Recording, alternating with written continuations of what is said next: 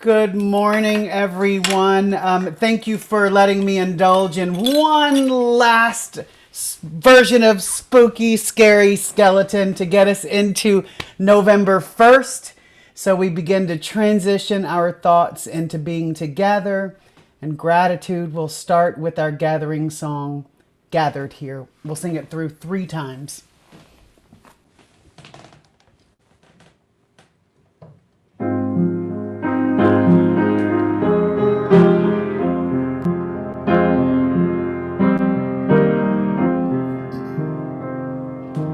Gathered here in the mystery of the hour, gathered here in one strong body, gathered here in the mystery and the power. Spirit, draw near. Gathered here in the mystery of the hour, gathered here in one strong body, gathered here in the struggle and the power. Spirit, draw near. Gathered here in the mystery of the hour, gathered here in one strong body, gathered here in the struggle and the power. Spirit, draw near.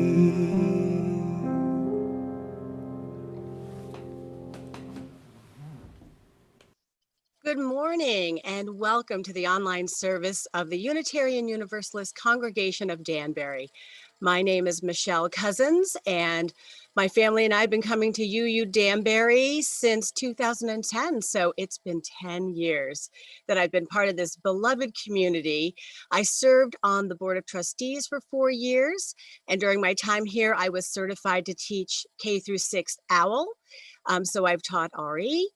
I've also been on the membership and auction committees, and currently I serve as the co-chair for the REMT and the team leader for Team 4 at Dorothy Day. So as you can tell, I like being involved here with you, and I'm happy to be here with you this morning. I'm so glad that you're here and joining us in our community so that we can ensure social distancing does not mean social disengagement.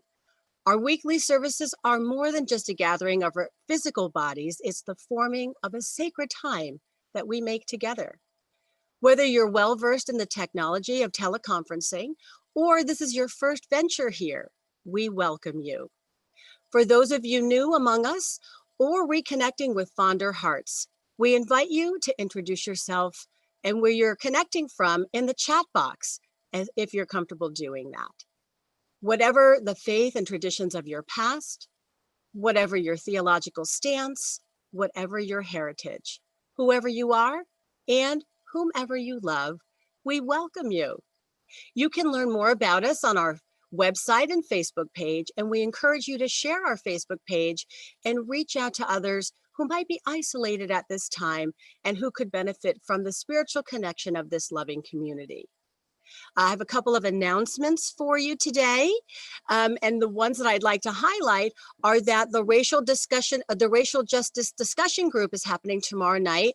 Sam McCoy is leading that. Her email is there for you on the screen or in our order of service if you'd like to participate in that discussion tomorrow night at 7 by Zoom.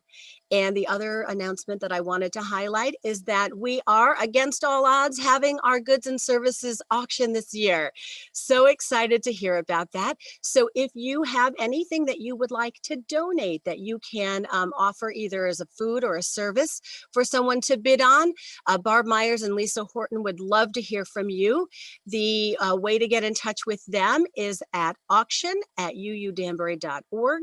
So we're looking forward to hearing from you if you have anything that you want to donate. And at the same time, another way that we make some great money from this auction is to match it.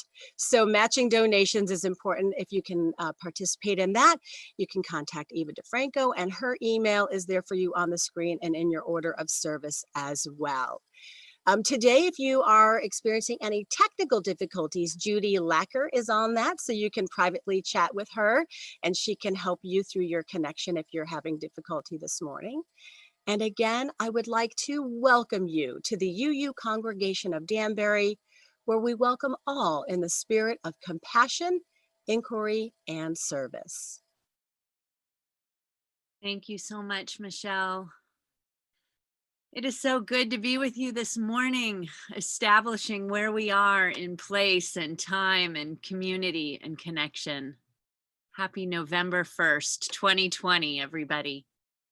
Happy Halloween, however that looked for you this strange year. I hope something heartwarming made it across your front lawn or your Facebook feed or whatever, something to lift your spirits about the ways we found to celebrate and acknowledge Halloween this year. Happy daylight savings time. Congratulations, you're here at the right time. I hope you all enjoyed that extra hour of sleep. I am mindful of and also honor the deep feeling within some among us of being between the worlds that is often celebrated this weekend with All Saints Day and All Souls Day. And if you're longing for more of that, I invite you to go back to uudanbury.org and click on the Our Sunday Services tab at the top of the homepage sometime this week and take in or watch again last Sunday's service with Reverend Molly Brewer. I know I'm looking forward to watching it in full after just glancing at a little bit of it. That is something we could do this week. Raking leaves might be something you could do this week. Organizing photos from past years might be something you can do this week.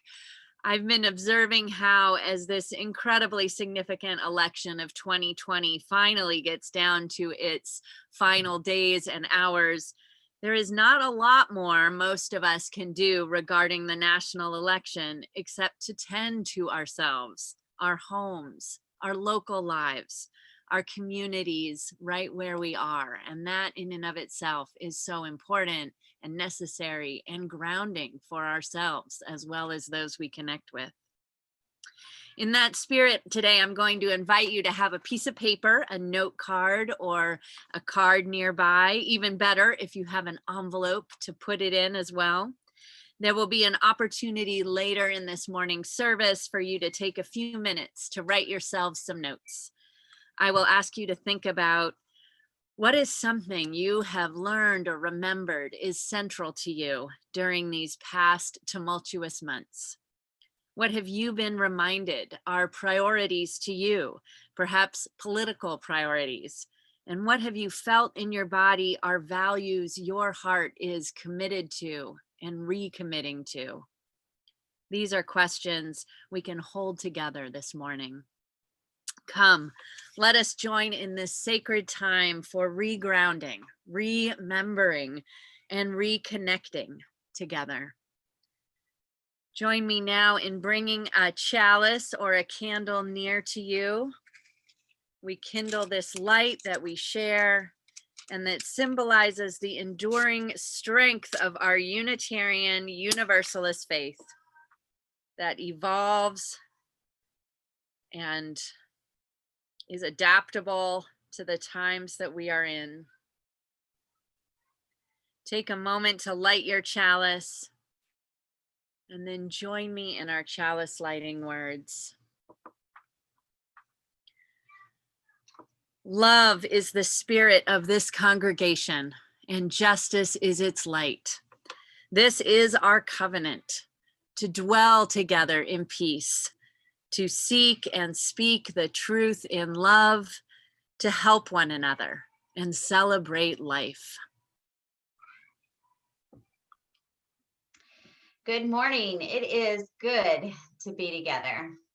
I want to invite any children or youth who are in the room but not near the screen to come on over if you're willing and able, so that you can see the pictures in the picture book that Reverend Heather will share with you a little bit later. And while you're on your way over, I want to say thank you to our religious education ministry team, the REMT, which Michelle Cousins co-chairs, for a wonderful Halloween goodie bag drop-off yesterday, and for a lovely virtual Halloween parade with pictures from those drop-offs. I appreciate it very much. Today in religious education, if you are in the kindergarten, first, second, or third grade, you have an on-demand video waiting for you in your parents' email box. If you are in the 4th through 6th grade, we'll be meeting at 11:30 this morning. If you are in middle school, you have a religious education game for you waiting in your parents' email box.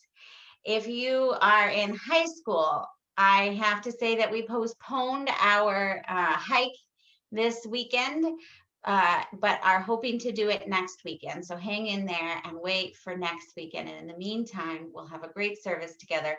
So let's say our children's affirmation together. We are Unitarian Universalists. We are people with open minds, loving hearts, and helping hands.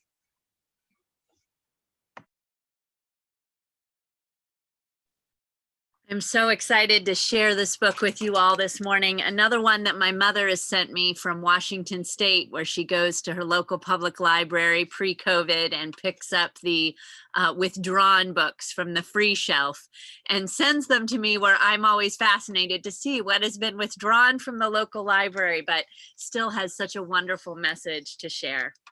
This is Layla's Headscarf.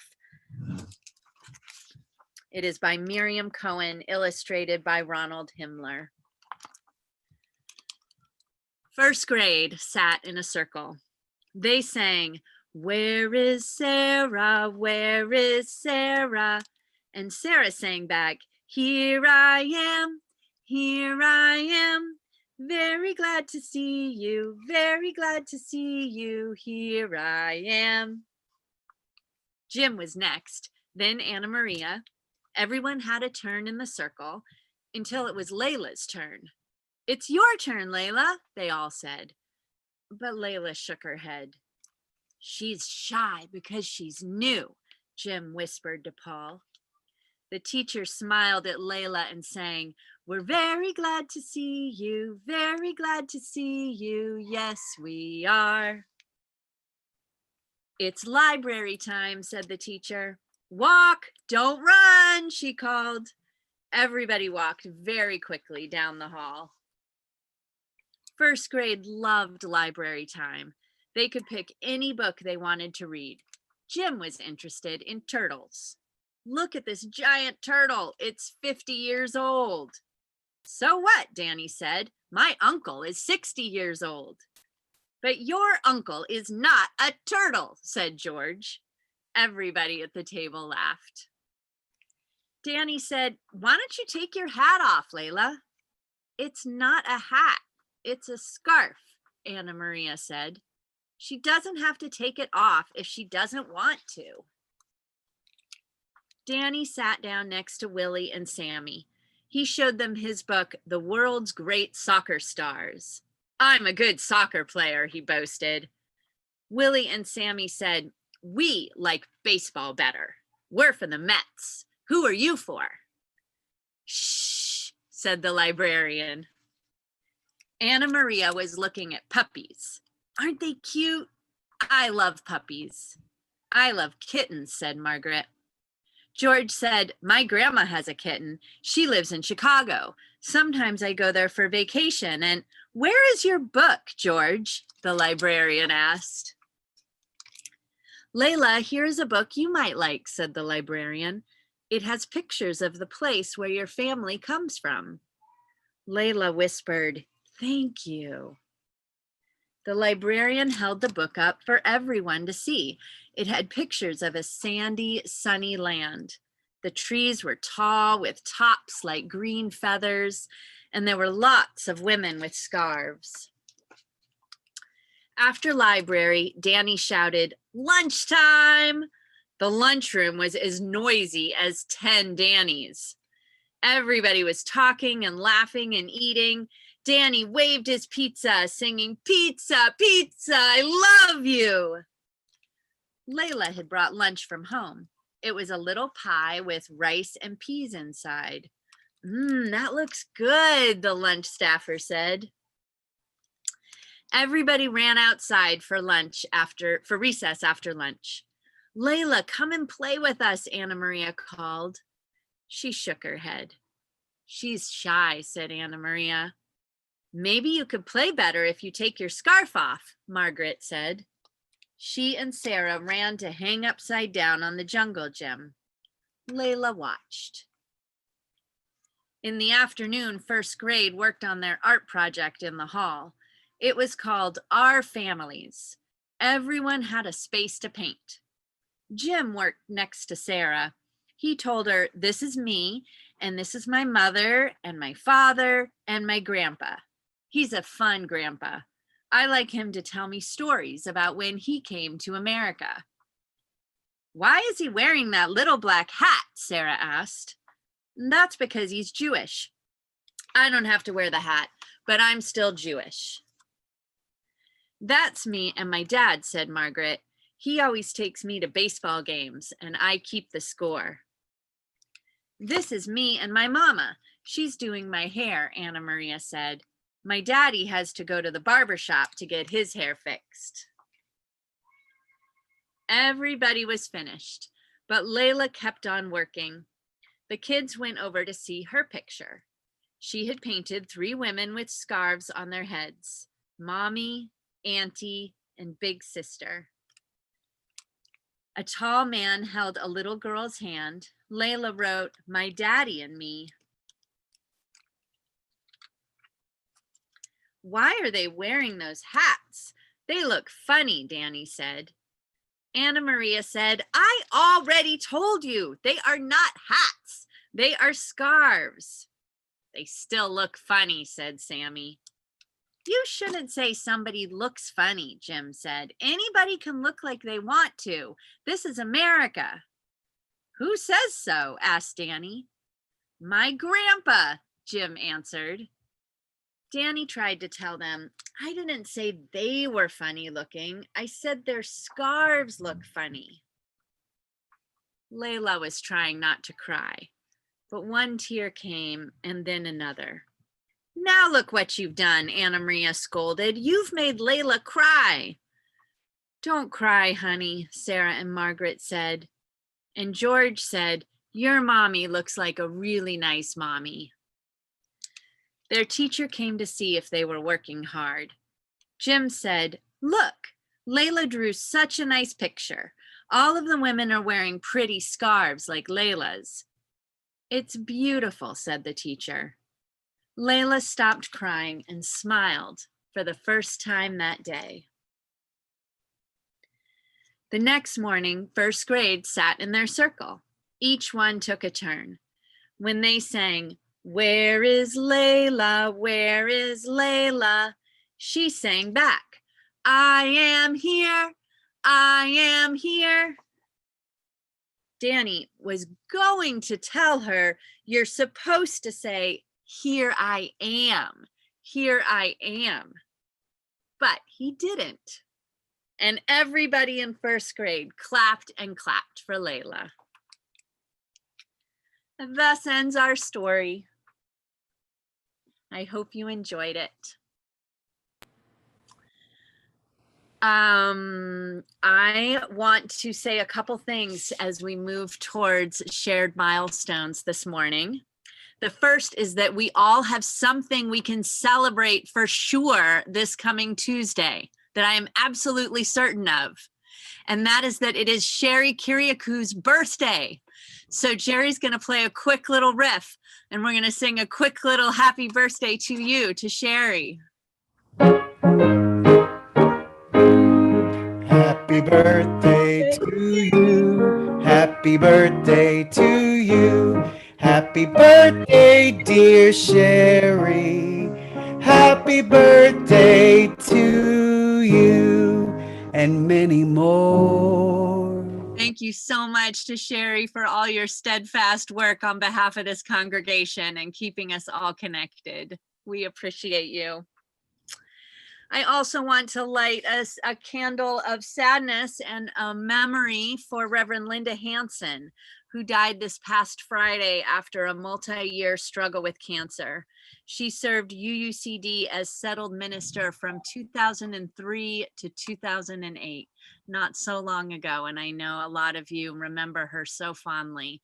So I will light a candle here when I'm not trying to talk to you at the same time and not burn paper in Linda's memory this morning.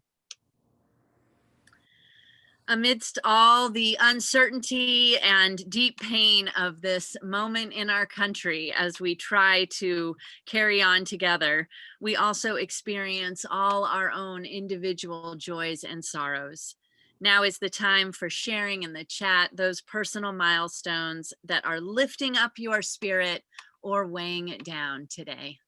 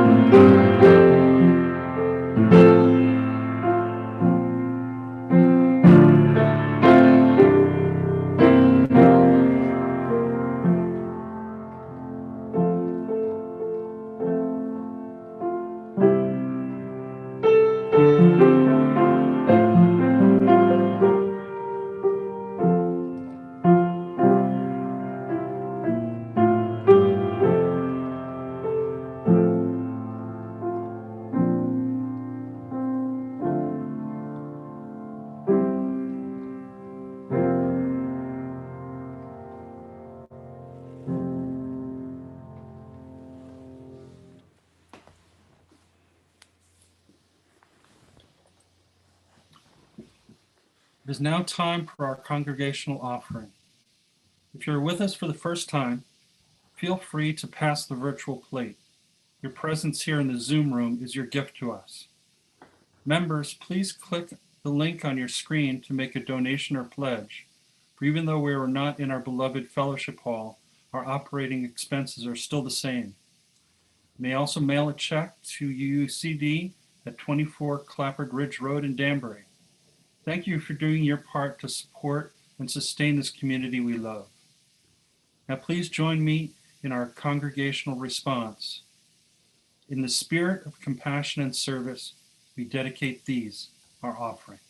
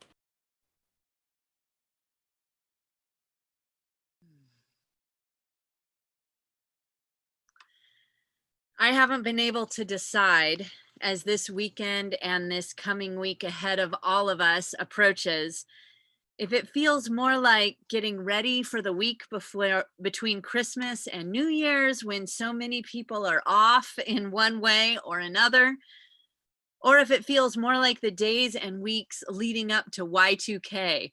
Remember Y2K? When it really wasn't clear if the administrative structures holding everything together were going to come crashing down as the calendar and all the computers from the 1900s turned to January 1, 2000. Without corrective action, the concern was that long working systems would break down when the 989900 ascending numbering assumption suddenly became invalid. And then I read through an article on Friday about major retailers from Tiffany to Walmart around the country boarding up their windows in select locations in anticipation of possible protests, violence, or rioting in certain areas based on whatever happens this week. And that caused me to feel like the whole country is collectively preparing for a continental hurricane.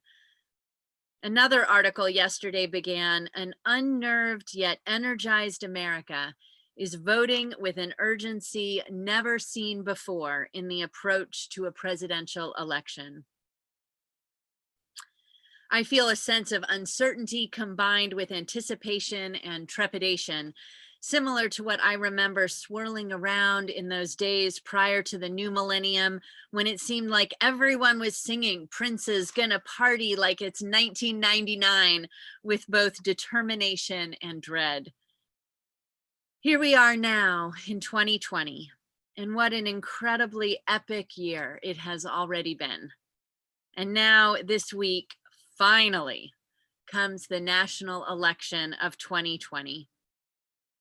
Perhaps at no other time has it mattered so much that we all at once as a people, from sea to shining sea, can cultivate our own groundedness and human maturity, can remember what it might be like to be reasonable, can find our spiritual and religious and best human self, however you define those terms, in order to practice what helps us to be more patient and less anxious for the sake of our own bodies and all those we interact with.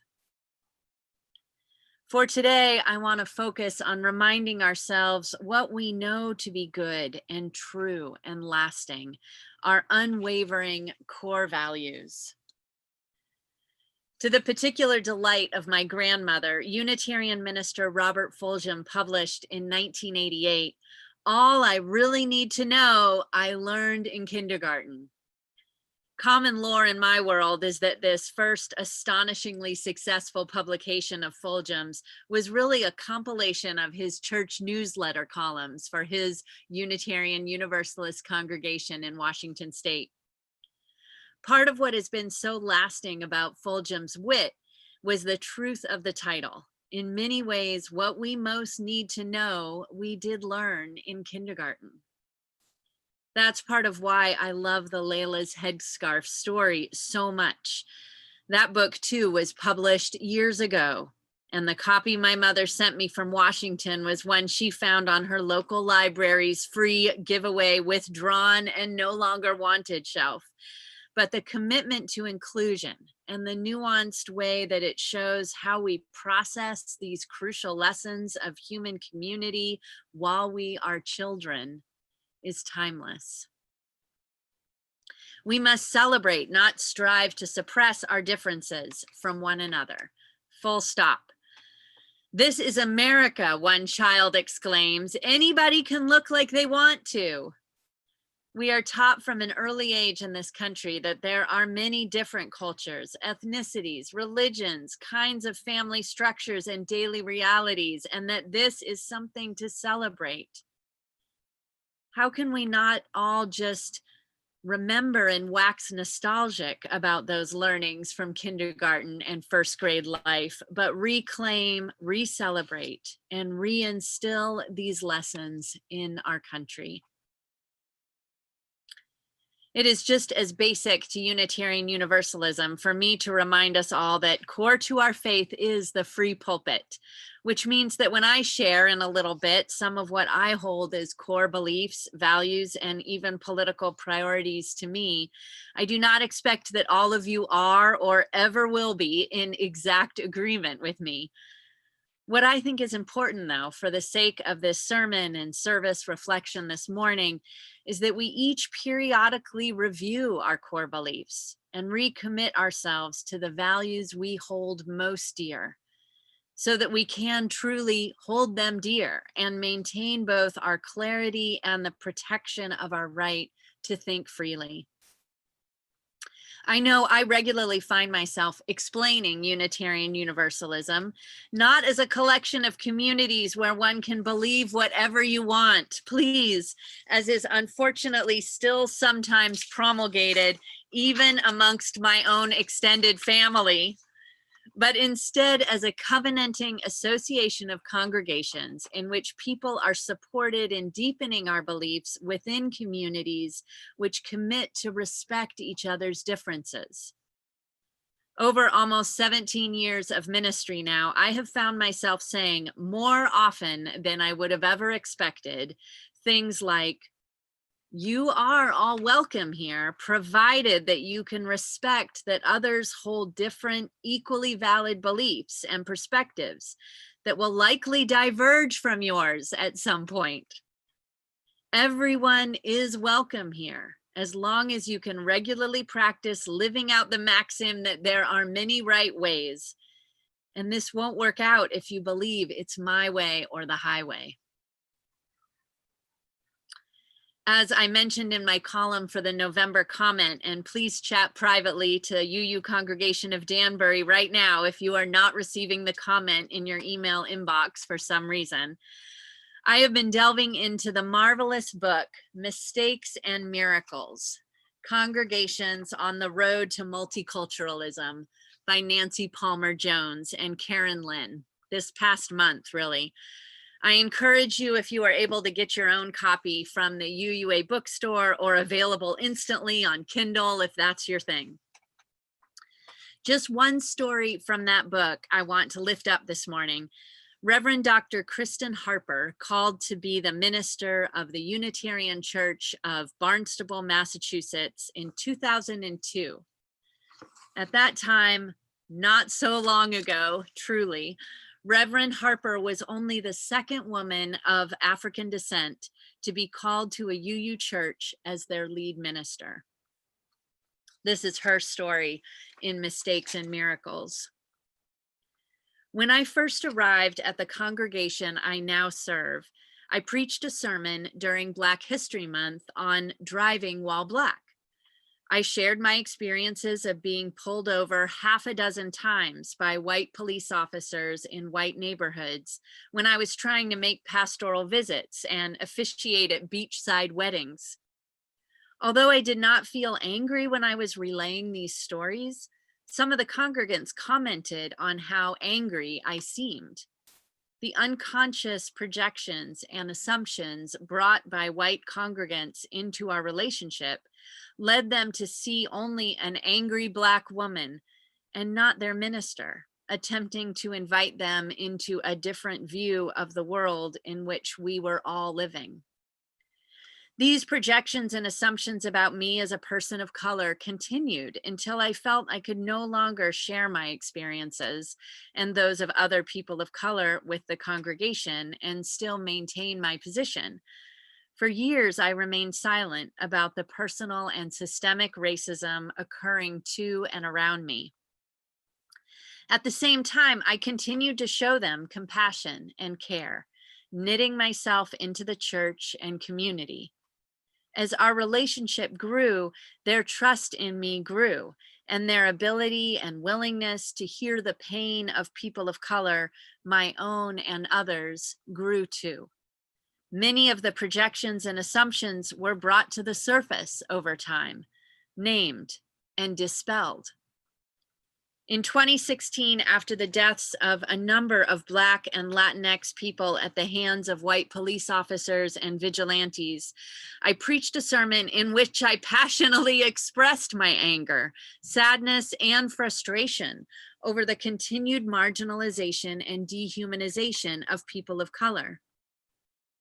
When I completed that sermon, the congregation stood and applauded. Afterward, many of the longtime white members expressed their gratitude for my courage and leadership, as well as their empathy that I and other people of color continue to suffer from the racism embedded in our culture. 16 years later, I am probably more angry, more passionate, and more committed than ever. Yet my feelings and experiences no longer threaten or cause paralyzing guilt for members. Undaunted, we stumble forward and backward together, transformed by the power of our openness and our brokenness. Undaunted, we stumble forward and backward together, transformed by the power of our openness and our brokenness. Let this beloved congregation also be a place where we can stumble forward and backward together. I love this story of Reverend Harper's because of the way she shows the relationship between her and the congregation as partners growing over time and becoming more resilient. I'm going to invite you in a moment to take some notes without thinking at all about how they might be received by others, to take some notes for yourself about what is most crucial for and to you. Here are some examples from me, just a few picked randomly out of a hat, you could say. No matter what, this I believe. There is joy and beauty in life to be appreciated every day. And I and we have so much to be grateful for, regardless of what unfolds in our country politically. Simultaneously, as seminal poet Adrienne Rich proclaimed, the political is so very personal.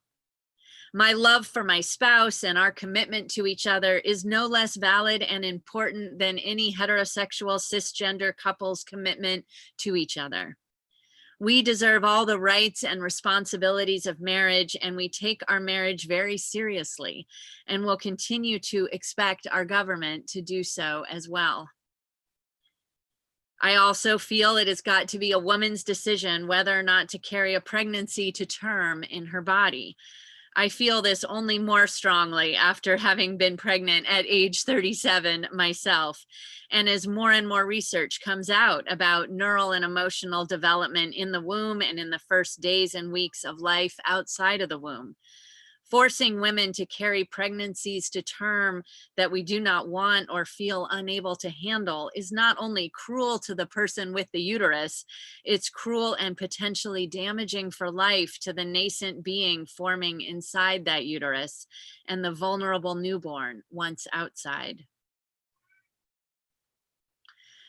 Remember always that my understanding of politics as expressed in the pulpit has long been and continues to be that consistency is the order of the day.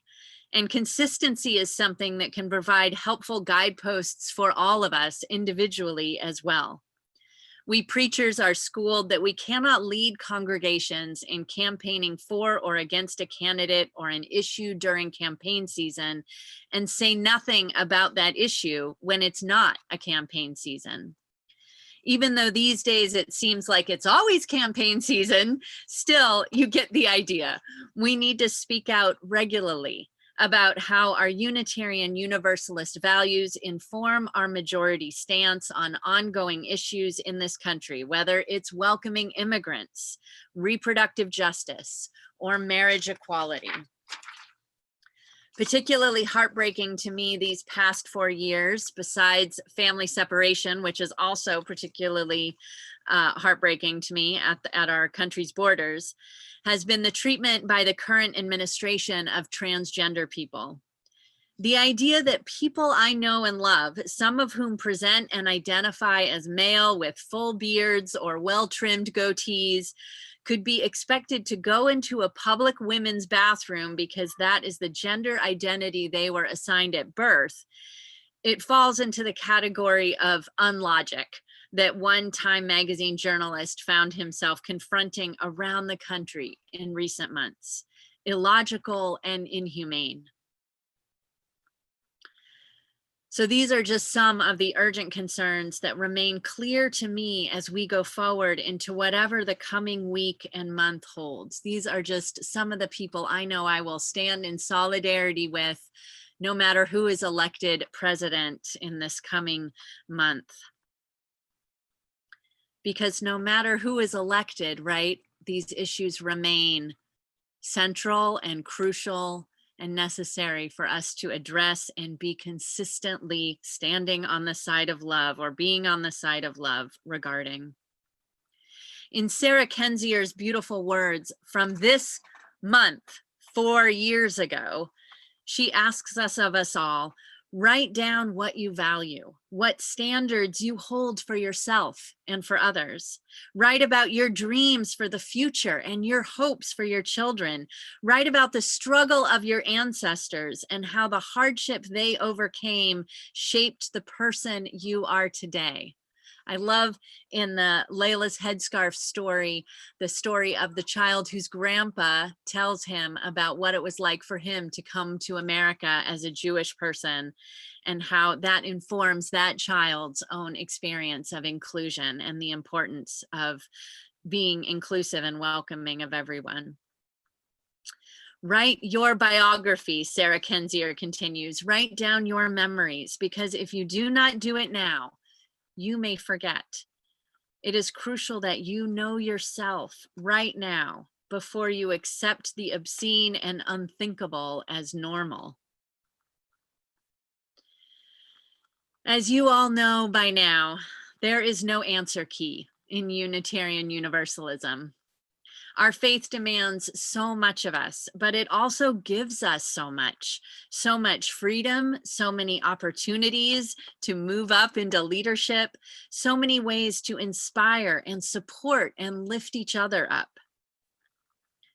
I want to invite you to take some time right now and this morning and this week to write down the things that have surfaced for you this momentous year of 2020 as core values and beliefs. You might make your notes into a letter writing, "Dear so-and-so, no matter what, this is what I believe. This is how I will be." We can, in tumultuous times, lose track of what makes sense and what is elemental to us. So take a few moments right now while Jerry plays some instrumental music for us and write yourself a note. What do you feel certain of? Upon what do you feel like you can rely? What and who will you keep showing up for, no matter what? Go ahead and take a few minutes to write this crucial note to self right now.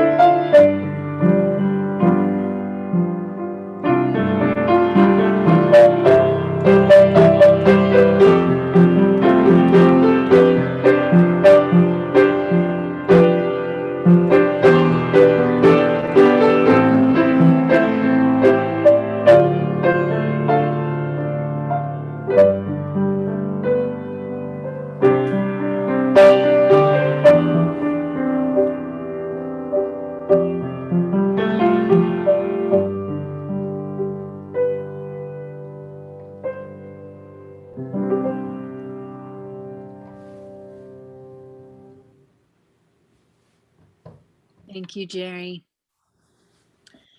You may have been able to focus and get the key points down during those few minutes, or you may just be getting started. Either way, please take a pause for now and come back to this community to reconnect and close this service together. Anytime this week ahead when you're feeling unsettled and restless, I encourage you to return to this letter to yourself. You could also think of it as a letter to your children or grandchildren, grandnieces or godchildren. Heck, if you're not sure who to write to my 3-year-old Brayden, who even at 3 years old understands on some level that this election has big ramifications for her and her mamas. What do you want future generations to know that you were committed to during this tumultuous time? What do you want them to know that you fought and showed up for and will keep fighting and showing up for, no matter what his story, the news gets focused on? If any of you want to share these writings with me, I'd love to read them, or you can actually mail it to yourself or put it somewhere like a time capsule to be discovered again in a year or 2 or 10. But do please take the time to write down your core thoughts this week and do so on tactile paper, please. Frame it. Make this something that is real and helps you to stay your course. May this be so. Join me now in a deep breath of silence, and then we will all sing together with Jerry, Spirit of Life.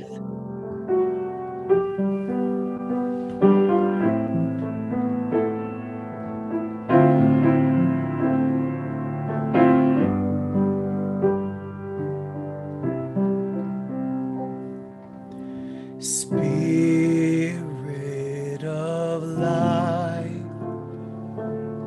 come unto me. Sing in my heart all the stirrings of compassion. Blow in the wind, rise in the sea, move in the hand, giving life the shape of justice. Roots hold me close, wings set me free. Spirit of life, come to me, come to me.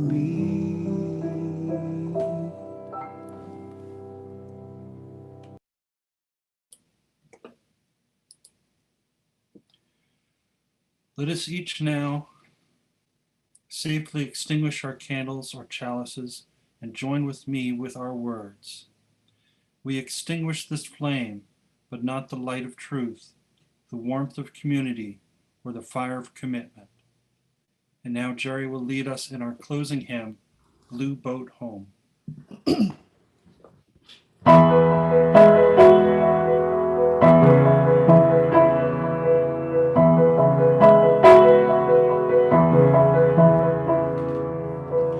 Though below me I feel no motion, standing on these mountains and plains, far away from the rolling ocean, still my dry land heart can say, I've been sailing all my life now, never harbor or port have I known. The wide universe is the ocean I travel, and the earth is my blue boat home.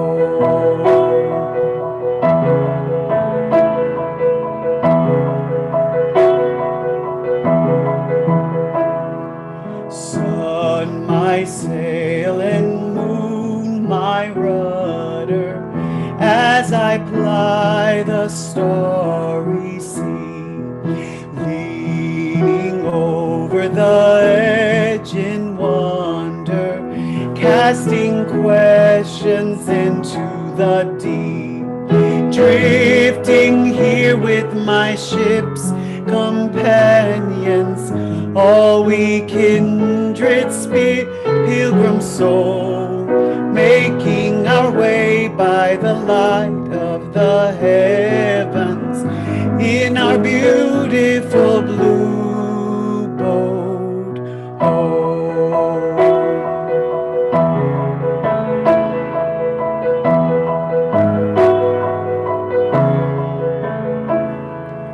I give thanks to the waves upholding me, hail the great winds urging me on, greet the infinite sea before me, sing the sky my sailor's song.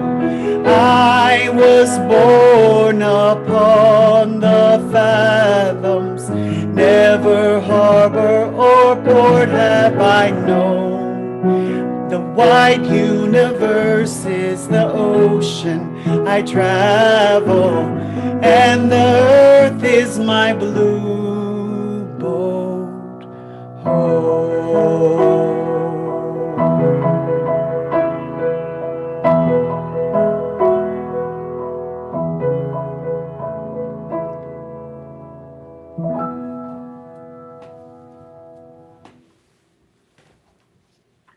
We have heard the melodies today of the very first song in our gray hymnal, May Nothing Evil Cross This Door, and one of the last few songs in our contemporary teal hymnal, Blue Boat Home.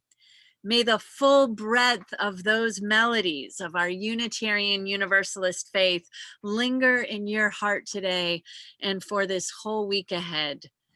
This is a faith of many different perspectives, many different life experiences, viewpoints, and priorities. Let us hold that breadth with a special depth this week, a depth of commitment to deepen our understanding and expand our vision that will carry us through whatever comes. Savor the postlude with me, stretch as you need, and then join us for small group connections during the fellowship time. When you do leave this incredible community today, may you go feeling held in love, committed to peace, and more determined than ever to continue in your and our efforts for greater justice for all in this world.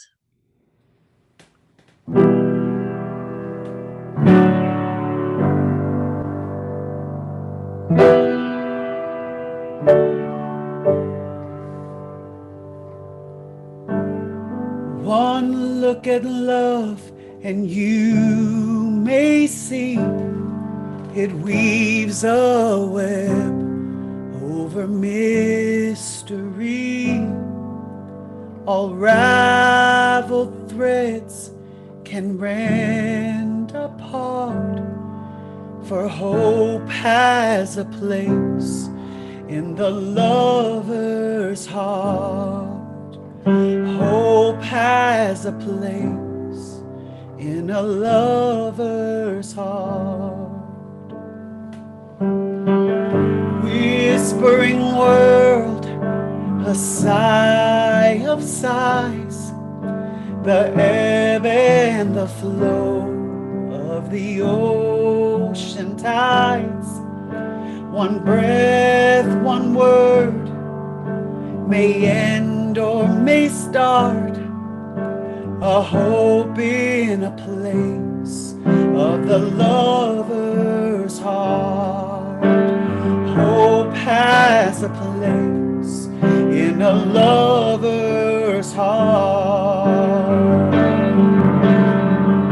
Look to love and you may dream, and if it should leave, then give it wings. But if such a love is meant hope is home, and the heart is free. Under the heavens we journey far, on roads of life we're the wanderers. So let love arise, let love depart, let hope have a place in the lover's heart. Hope has a place in the lover's heart. Look to love and you may dream, and if it should leave, then give it wings. But if such love is meant to be, hope is home, and the heart is free. Hope is home, and the heart is free.